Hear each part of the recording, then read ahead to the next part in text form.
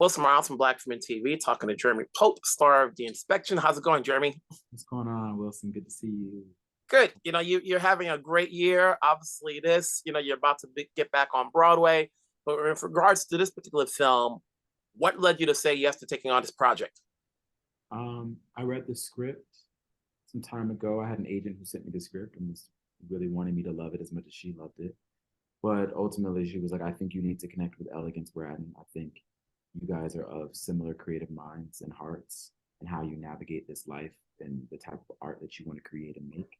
So I read the script. I did love it. I hopped on a Zoom with Elegance and I was, I learned more about him. I had a lot of questions about his relationship with his mother, his time serving, and kind of the years between the end of our script to where he was at now. Um, he was so optimistic, is so loving, and so kind. And ultimately, I wanted to protect him. I wanted to be a part of the process of being there for him. I know that this was his first film that he was making, directorial debut, and he was giving so much of himself. He was being so vulnerable with his story and his truth. And I think when you do that, when you are put in a position where you're giving so much of the moments and things that have happened to you, you can't get those, you can't get it back. And I wanted to, if anything, be the person that the audience meets before they have anything to say about him, because I knew that I would hopefully imbue this character in this project with intention and motivation and love, because that's what I felt in reading the script and how I felt towards him. When you're playing a real life person, and obviously he's the writer director, does that give you a little bit of nervousness, especially when he's there and obviously you're playing him, but you have a deep dive that you don't need to read a book. You have him to tell you exactly what went on during that time period. Right. I mean, yeah, it didn't necessarily make me feel nervous. If anything, it made me feel more secure because you got somebody who's going to tell you when is right and when is wrong. So, but ultimately, it was about us finding this collaboration of trusting each other because I said, and I felt early on that that's the only way that this would work. Him being my writer and my director and the source of all information. But that I was going to have to, while using, all of the things that he was, and all of the things he had to give me to help guide me to the character, that I was going to have to be used by myself. And there's certain things that, as an artist, you have to feel and within yourself and your ability to bring to life to a character, and kind of what I felt and how I should shape French. So he allowed me to do that. You know what I mean? And I think that's what created the love language of our relationship and our dynamic, because this is an indie film. So you're making these things sometimes with limited resources and time. We had 19 days to shoot this very ambitious film in the middle of a pandemic, in the middle of Jackson, Mississippi, in 117-degree weather. So we had to trust each other, and that goes for me and Elegance, but also the cast and crew that we were going to care for this film and this story, while also giving it the attention and intention that it deserved. Hold on one quick second. That's my door. Hold.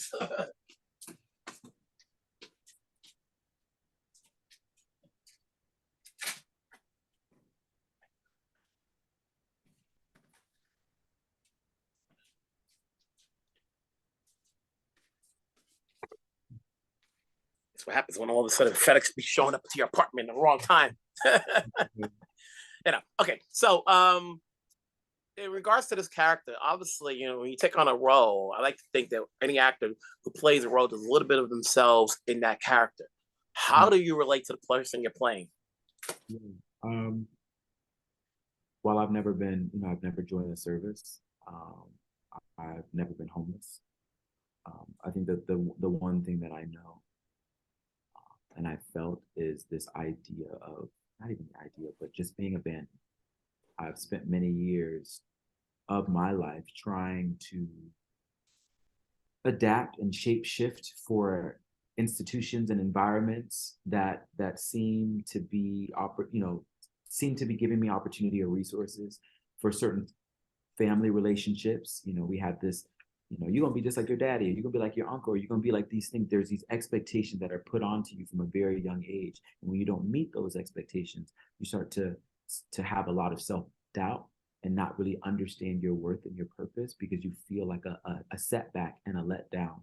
And I've had certain relationships, family members that I've had to step away from, because the version of myself that they wanted me to be didn't align with who I actually am. And that ultimately doesn't serve me stepping into my purpose and being ultimately free in this life. So I had to go, that's more of a you thing and less of a me thing. So I definitely felt that. And I think that is the evolution and the journey that French goes on. You know, his mother is his North Star from the beginning of the film and is the reason that he jumps to service. But ultimately, in him joining the service and going through boot camp and having to self affirm and self love and to self teach and self guide, he finds that he's always had the strength and the ability within himself, and that he gets to choose the trajectory of where he wants to go and how he ends up. It's not just you in the movie; it's an ensemble. Bokeem Woodbine, Gabrielle Union, Andrew Kide, the rest of this cast. You know, how was it working with this cast? Did you go before we get to Gabrielle? How was it working with this ensemble who play your bunk mates? You know, did you guys go through boot camp? You know, did you work out? Obviously, it's the military, so you got to be in shape. You know. Right. No, we it was boot camp. It was a lot of boot camp, like real boot camp. I don't want people to think we was playing. Like they really put us through it. To so much to the point where I wanted to remind people that I'm an actor. So I'm my job here is to be told how to best act it, not do it. But I was for real doing it and learning a lot of the drills and the marches and how to use the weapons and protect the weapon and like all of these things. We had our kind of military and Marine consultant, Octavia Jones, who actually served with Elegance when he was a Marine. And she don't play. She don't play the games or the radio. So like she was treating us as such. And even our background actors and talent, they were in formation just as much as we were. And I'm sure certain people were like, I came here to grab this 150 for the day and be on my merrily way. But she wanted to make sure that we were in line and we represented, the service well. So I think a lot of that time that we spent in boot camp and together with the cast and the ensemble, it helped build um, just the energy and the dynamic between us. And I think that shows on screen. I think for me as an artist and as an actor, I'm always trying to find what's not on the page because I think the words are there and they can be a vehicle to tell the audience. But I think also sometimes it's just about being in the space and understanding the energy and what's being transferred. So I think us going through boot camp in real life help inform, how our characters probably showed up in these environments and in these situations. And then even having like Bokeem and Raúl, kind of our drill sergeants, we all were staying in the same hotel, but Elegance had asked them to not interact with us.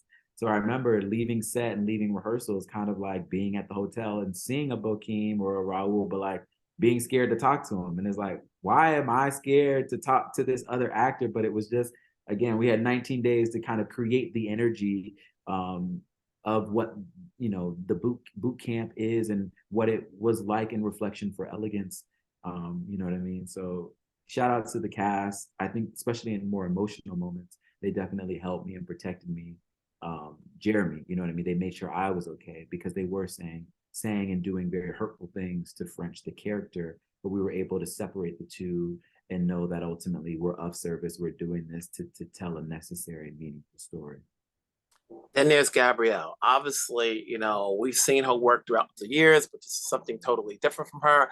But she Right. also has a personal connection to doing this film and relating with some of the characters, especially Elegance.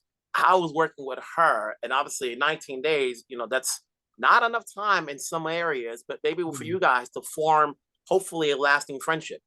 Yeah, I mean, 19 days. I think I shot with Gab for 2 or 3 days. Oh, Yeah, really? it was very quick.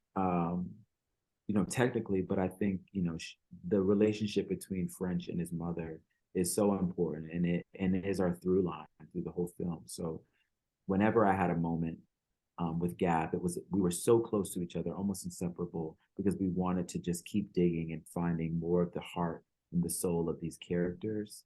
Um, I commend her so much for what she does in the streets. I love people that are about it, be about it, and she's about it. She is working so tirelessly and fearlessly in protecting her trans daughter, her and her husband.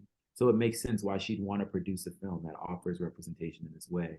But I think for her to have to go to a very, tricky and dark place to find how she can identify with a character that is so judgmental and so dismissive can be challenging.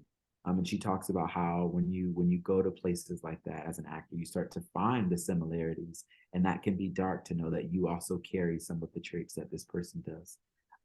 But I think ultimately we knew that by making this film in its honest and raw way, that it would reach, it would reach two people that need to be seen, people that need to be heard and affirmed in their existence, but it also reach people for them to see themselves and us to put a mirror and go, look how you're abandoning your children, abandoning people that are nothing but love and light and are doing things in service to win you over and stepping into the purpose, but how you make them disposable and what that feels like and what that looks like. So I hope our film is a representation for both people to see themselves and to hopefully make change in that.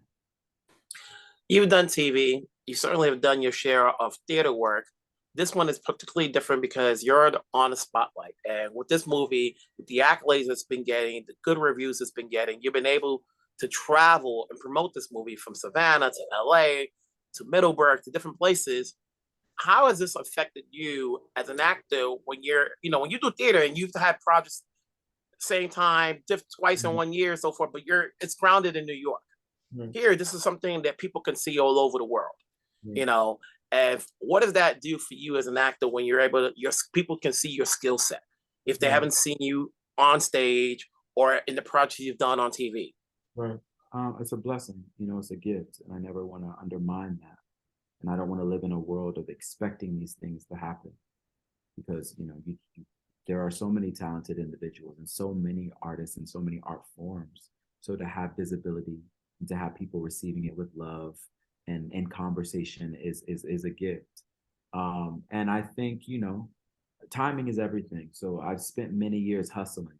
And that's those years aren't the years where you're doing a press junket and you're talking about, oh, I'm catering and I'm doing photography and I'm doing this to eat and to pay my rent and I'm doing this workshop so that I can get health insurance and all of these things and hoping for your moment, waiting for your moment, and I'm my testimony is patience and hustle and drive and determination and faith in yourself.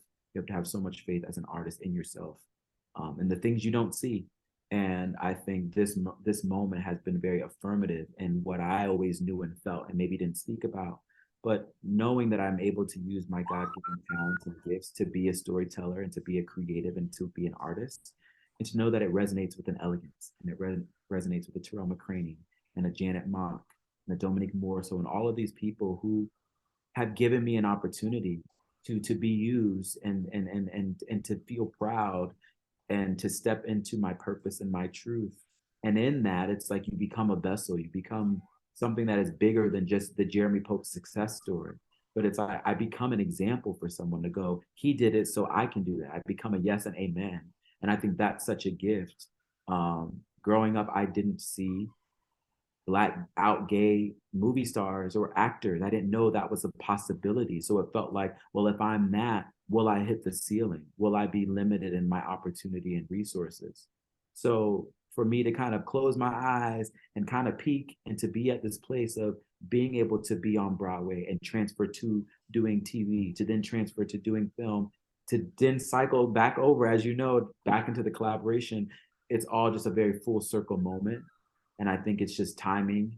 I've learned so much about myself. I feel very grounded in my existence and my worth without accolades or people affirming me in things. Like I know what I bring and who I am and what I am.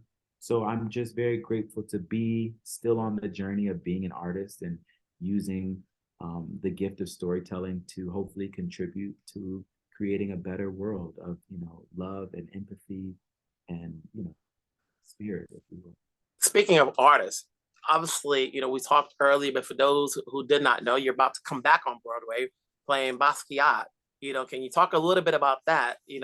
As people can see you, if not on screen, on the stage, back on stage. Yeah, and the beautiful thing about this unique project with the collaboration, which explores the collaboration between Andy Warhol and Jean-Michel Basquiat, is we did it in London as a play, and we just finished the feature film of this play, and now we're here on Broadway. So it is a very unique experience to adapt and go back to stage and open up the story more for the film.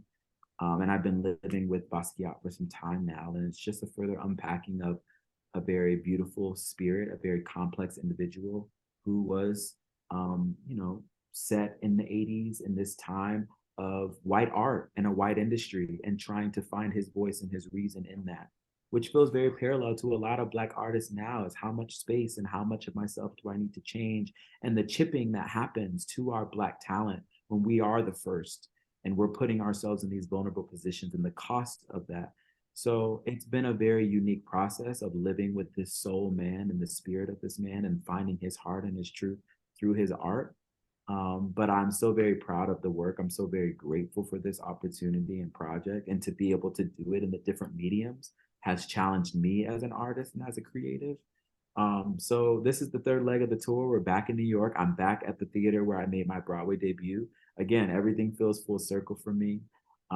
So I'm just very grateful. We start previews this week.